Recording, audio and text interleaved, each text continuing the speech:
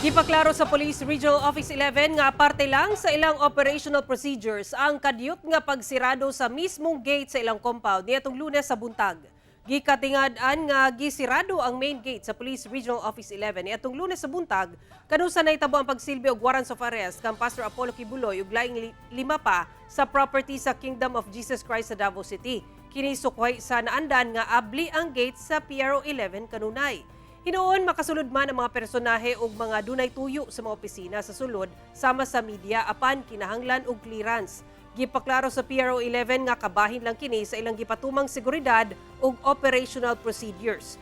Una na nga gibutyag sa PRO 11 nga gikan sa nagkadiyang unit sa PNP ang nag-serve og arrest warrants lakip ang Criminal Investigation and Detection Group kon CIDG.